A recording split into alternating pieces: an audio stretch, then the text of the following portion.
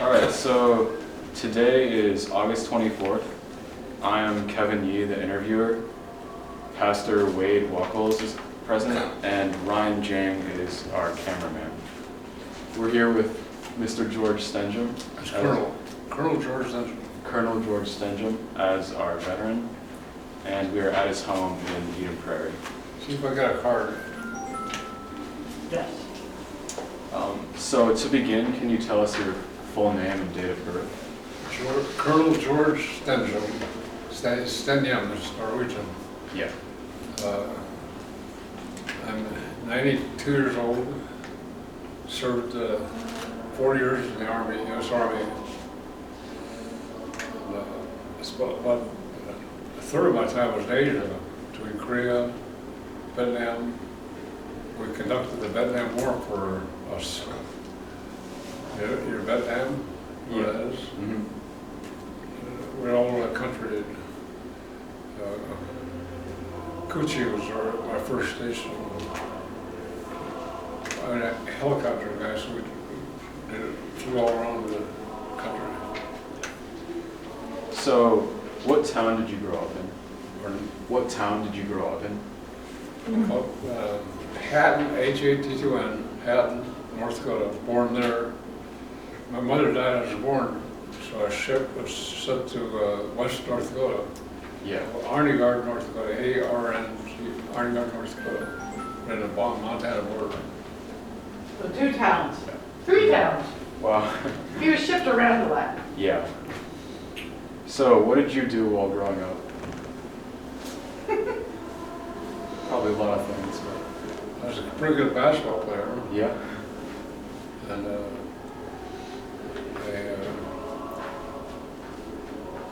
it's a good question. Drove the tractor. Tell me what all I did. Didn't you drive a tractor a lot? I lived on a tractor, 1 mile long strips. Summer fall, you sort of, and you see that we had 800 acres. So age 12, I was doing all that. Yeah. The farm. So you grew up on the farm, George? In Western North City Heights, Arnegard, there's 50 people, and the farms are all with it. Sure. Western North Dakota, wheat fields. Yeah. McKenzie County, it's a top state county in the most oil, right in the oil fields. Yeah. I didn't find that after I left. Yeah. Yeah.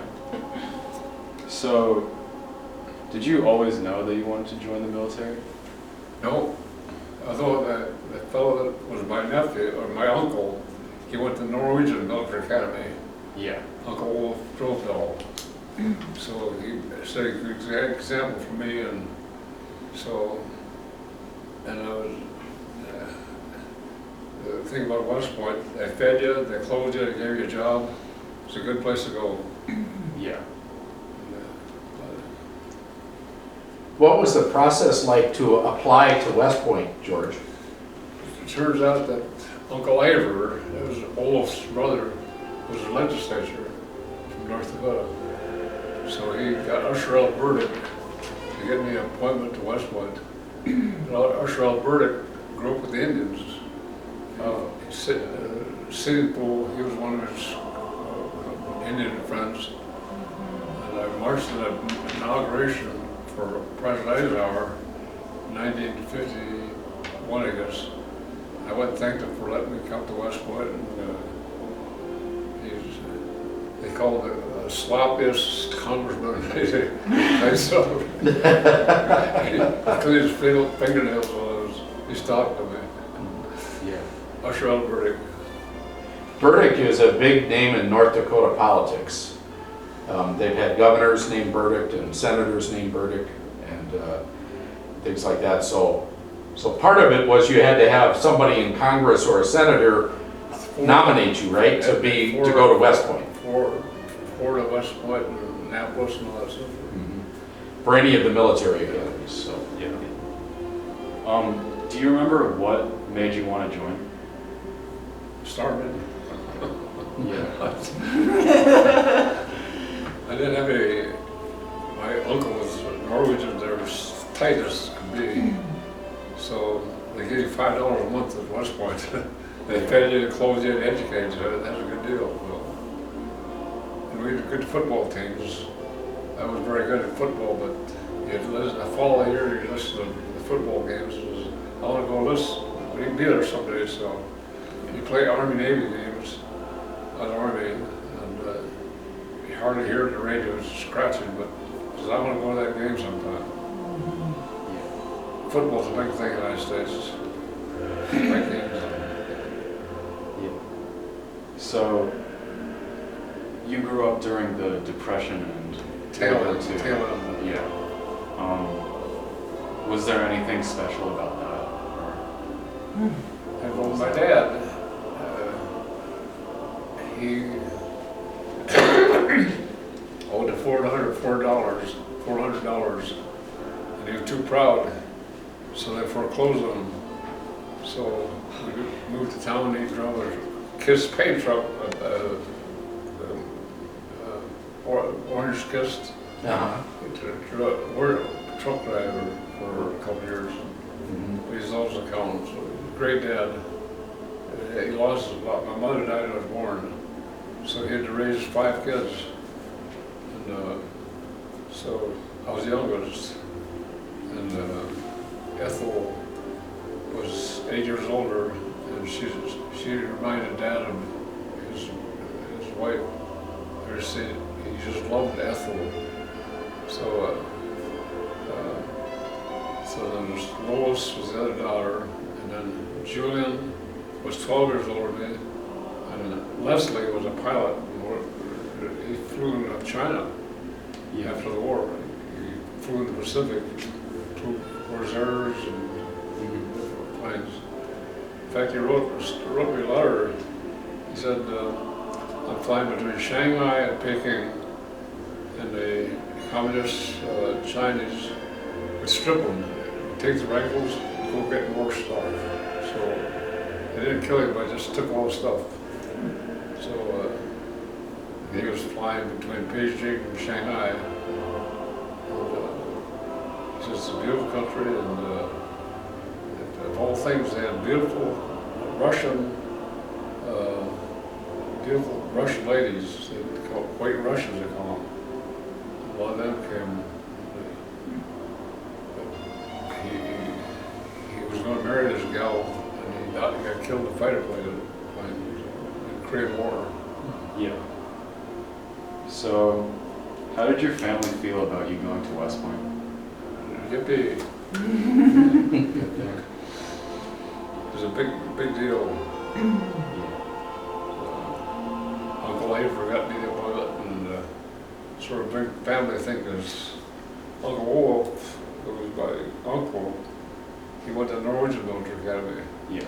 He was a great, fine man, so I said, I want to be like him. So, can you tell me a bit about your time at West Point? My time at West Point? Yeah. Hey, they chew you out. They want you to break and get out of there. And I was starving, so I said, I'm going to stay here. And it was pretty tough getting there. And when you got there, it was a pretty tough stay because my academics were too smashing. So I went with the football team. We got remedial rating and stuff like that. So it was passed. But there's a major, Cooper. He and my brother are both pilots, and he says, unless left for Korea to fly, he says, take care of my brother. So he helped the guy do remedial reading with the football team. So I was lucky. So, what was a normal day like there? Wake up at 5 a.m. and a drum, da da da da, bang, bang, bang. Get up at 5, 6 o'clock. Go like heck all day, and shout lights out at 10 o'clock. And at a mess hall, it's served 2,800 cadets in 20 minutes. Mess hall. So it's quite a feat. And you burn like a lot of lima beans. They put a lot of lima beans over it. I hate a lot of beans. But And they had the varsity football team, they had their steaks. We ate whatever else they ate.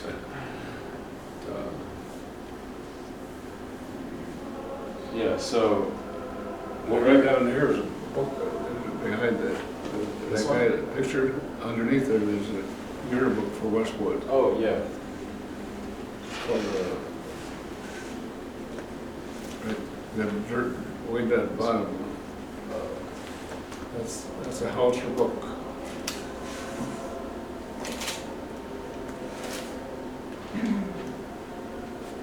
That's it right here. Hold it.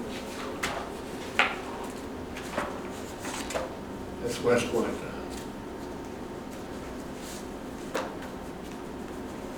A lot of pictures, I'm here under S's.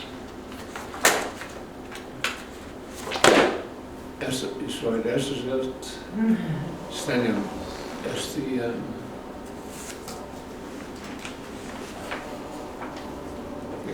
You see S-T-E-N, Yes. Stenehjem.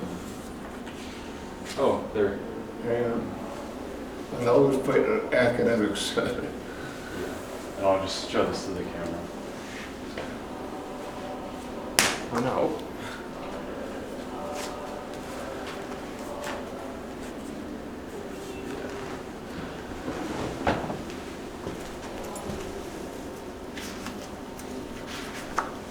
So this is George.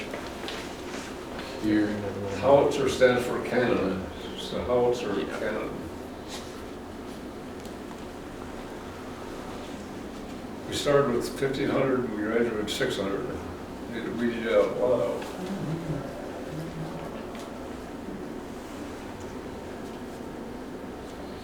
So when was this picture taken? Say about 53. Yeah. You graduated in 1954, right, George? Yeah.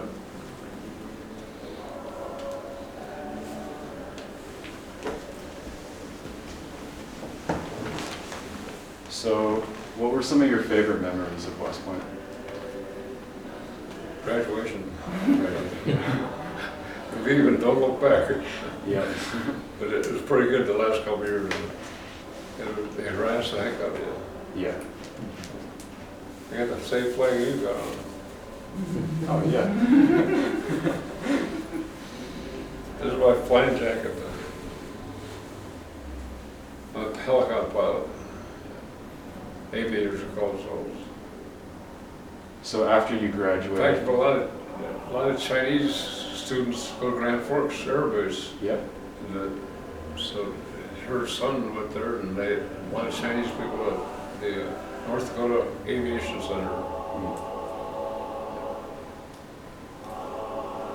So after you graduated from West Point, what was your job?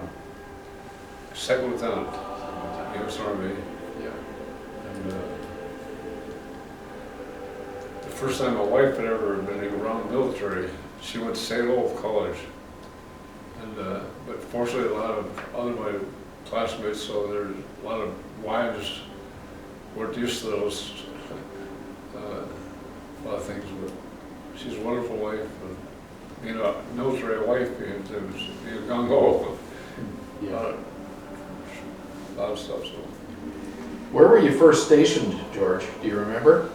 yeah, went to Fort Benning, Georgia, and that was a school. And there about half a year.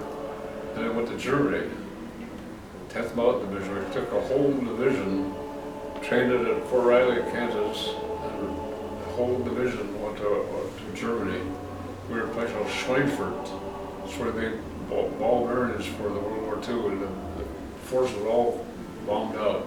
Yeah. Was that, so this was World War II. And it was an honor to graduate, and to get up, don't look in the mirror to get out of here. So was there anything about military life that surprised you? I guess Uncle Ole sort of helped me. He was the guy that went to Norway, Yeah. Norwegian Military Academy. And it was during the war, so everybody in America was gung-ho, and so. I ended up head of our, you know what ROTC is? Yeah. Reserve Officer Training. I was head of that at the University of Minnesota, Yeah. so. I had a pretty good reputation, because I got on the radio and I says, come to a Loyal McCarthy's, will tell you about ROTC, so. Had a lot of cadets. You're cadets right now, right? Sort of. No. You look like you're cadets. Boy Scouts, Sort of. Step to, I was a Boy Scout too, tenderfoot. Yeah. That's where most people are. So, what did you and your unit do in Germany? What did you and your unit do in Germany? Right a couple of years after, come back, I commanded 200 troops on the Russian border, so I was going on alerts, and we spent a lot of time in the field. Yeah. And remember one night we're on maneuver, and it was cold as heck, about 0 degrees. And a black soldier rolled out of his sleeping bag, and if I had found him, he'd have been dead, and I'd have been my career. So I just lucked out and found him. Wake up! I was in the field long. Good training. So, what were your living conditions like? We're at West Point. What were your living conditions like? In Germany? Yeah. Oh, on the field in Germany. Had brand new brake stores. Thought we were going to go to war with Russia, so Yeah. the armed forces got good quarters. Top priority. George, were you in the Airborne Division then? Yep. 101st? And after that, After that, that was next? yeah, Okay. I was in helicopter business, 101st Airborne. It's a famous, it was a Battle of Bulge and Yeah. World War II and all that stuff. Fort Campbell, Kentucky. They go up there, split, they always go to hot spots. So how long were you in Germany? Do you remember? 4 years. 4 years? And then you were assigned to the Airborne after that? No, I was, yeah, I think when I finished Fort Benning, I was already airborne. But then we started air mobility. I started flying helicopters after that, so instead of jumping everybody, landed them. With a big, I had a battalion of slicks, you know, Hueys. It's a Huey helicopter. So I had 700 people in my battalion, about 200 pilots, and 60 slicks, and we were busy. Yeah. So, after Germany, where did you go? I got a master's degree, University of Tennessee, Yeah.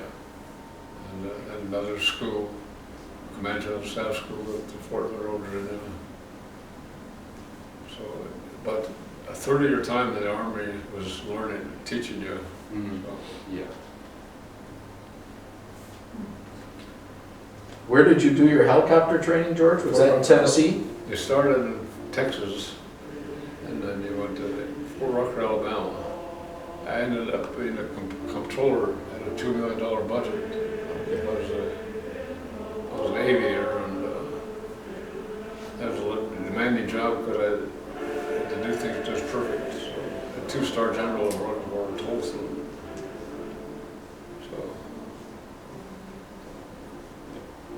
So, would you say there was like a really strong community in your unit? Pardon? Would you say there was a really strong community in your unit? Yeah. When we had Vietnam War and things, World War II, the country was gone, gung-ho, but then that faded away, got a lot of story. When did you end up being stationed in Vietnam? Well, I was Korea first, Korea first? Okay. and I went almost from Korea right to Vietnam, because the aviators were needed.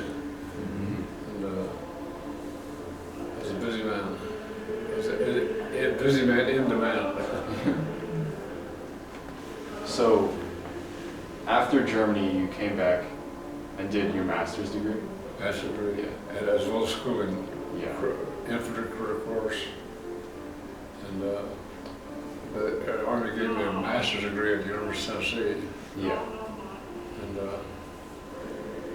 I was a pilot, aviator, so let me have an airplane. He made sure in the fall you had altitude because they made moves on it. You got too low, they'd shoot at you. In Tennessee. Whiskey country, huh? Yeah. In fact, our neighbor, he made it, and he put a jar, was that jar of stuff, and I didn't want to drink it. Sometimes they get bad stuff, you're blind, so I get it to other people. There's quite a town, Knoxville, Tennessee. We used to have made electricity from the Tennessee Valley Authority. So electricity is very cheap. I think we paid $20 a month for heat. If you had a chance to go see Tennessee, it's a great state, volunteer state. So after you were done with school in Tennessee, where did you go after that? There's a lot of thinking there.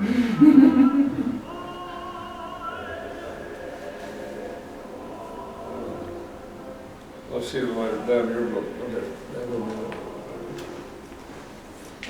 Your other book.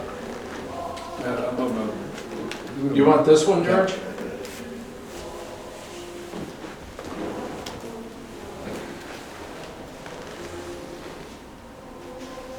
I wrote my life history book at the University of Tennessee. And they had a picture of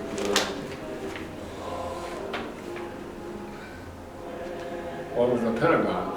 That's one of the places for 7 years. Yeah. Right. That was a busy place. That was after Vietnam. I went to another school called Fort Leavenworth. It's the Army Commanders and Staff School. The good news, you're going to be stay keeping the Army. I had ROTC at the University myself. I ran a good program there. I was on the radio and says, y'all come join here. When you were in, how many tours did you do in Vietnam, George? 2. 2? And how long were the tours? 13 months. 13 months? And what did you do there? What was your assignment?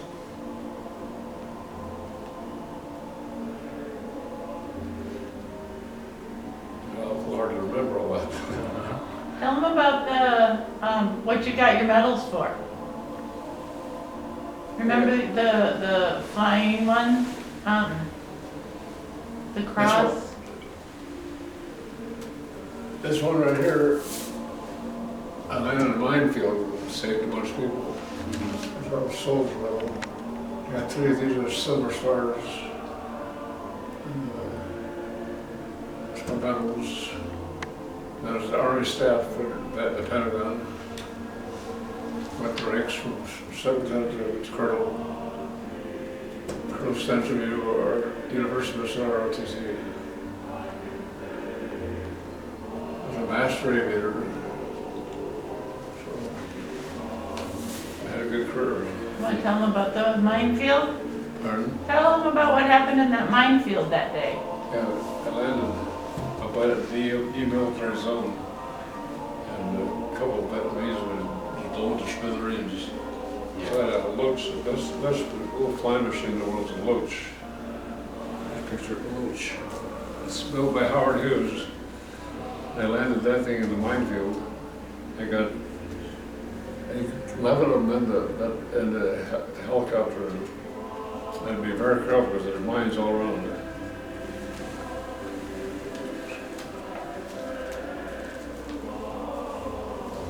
There's me with the Vietnamese village in Nam. Oh.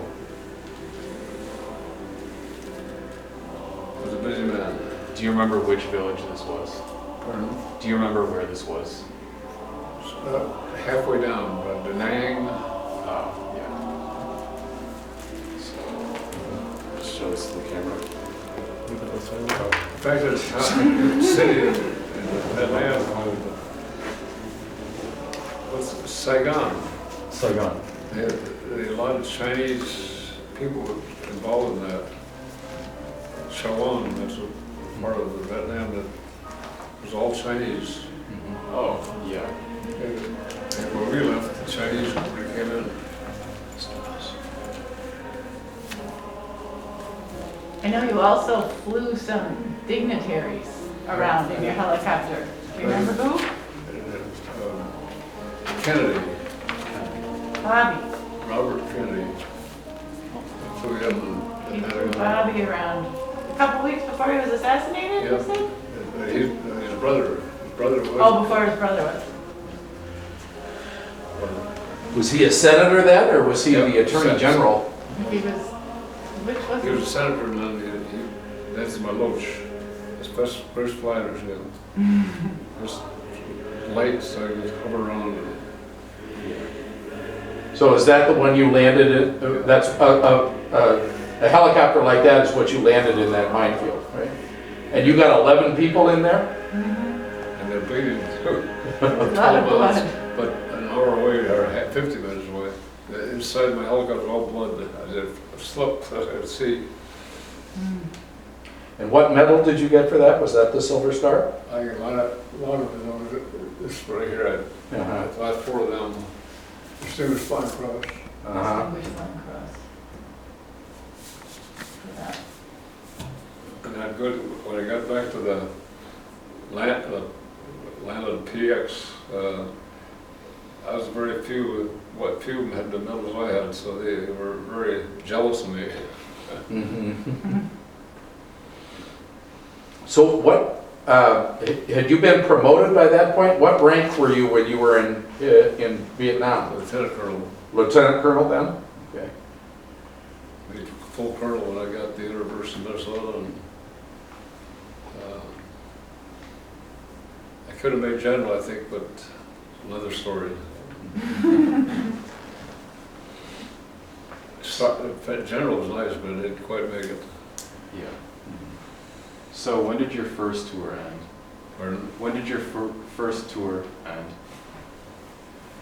It's 13 months, so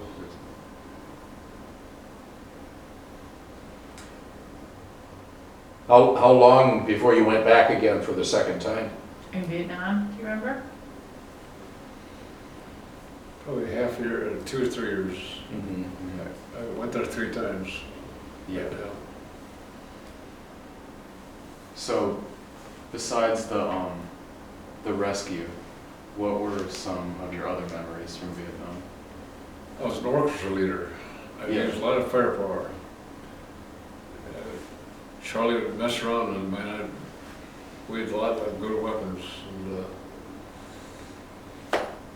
so I used a lot of weapons. It was either me or them, and I made sure they'd get me.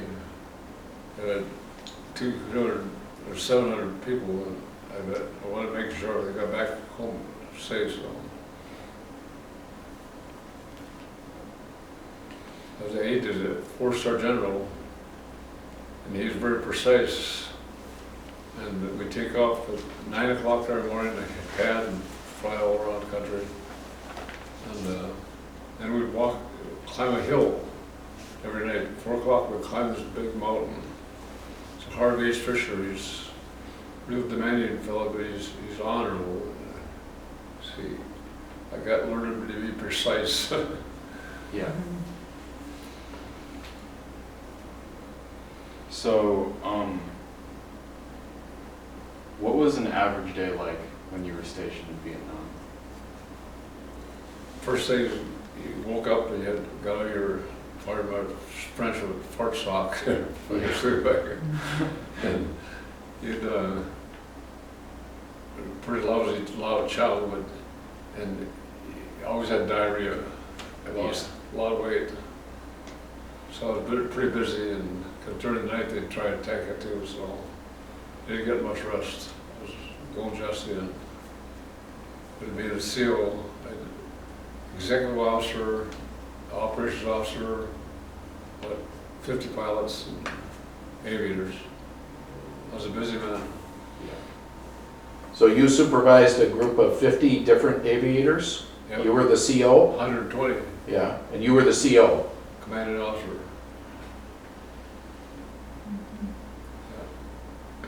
Do you still remember any of the men who were Oh, yeah. in your? We have, units get together and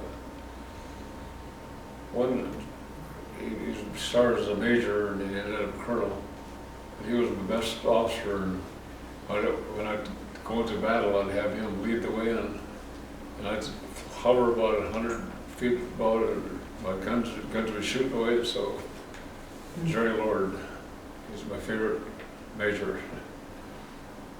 He made colonel of it, so. A lot of memories. And so, what were the living conditions like? Where did you sleep? We had tents and Yeah. sleep bags and little cots. Yeah. But I didn't worry about that. I was going all the time, so they didn't come in. They fire us at night, and so we retaliated. And did your unit experience combat frequently? Pardon? Did your unit experience All the combat time. frequently? Yeah. Full time, because they didn't like us. But Yeah. we were winning the war. If the United States had been a little bit more, we had then win war all won. But Was the second tour different, George? Or was it pretty much the same? it was different because I was in Korea. I went from Korea to Vietnam, and the second tour, I was in Nam all the time, losing a lot of weight, and I was in intense battles. One was Battle Ripcord, fire base close to DMZ. My buddy was the CO, and I said, whatever you want, we'll provide you. Take people in and out and stuff. So Jerry Lord was his name, and he got Congressional Medal of Honor. We lost about 200 guys, and we took a lot of them with us. Firepower, firepower. Civilians don't understand it, but this is them or us. I was an orchestra leader. Facts, forward air controllers, artillery, naval ships. So I had a lot of firepower. One was, I had a name for it, but it'd go off about 1,500 feet above the jungle and clear off a 1 kilometer fire base. So, it was a big man. So, after your second tour ended, do you remember what it was like to come home? It wasn't very pleasant because the country didn't like us. When Yeah. I came off the plane in San Francisco, they spit at you. Yeah. They despised us soldiers. And I was so tired, I got behind a little place and took a nap for about an hour. America, they didn't really like us so doing that. And what year was this?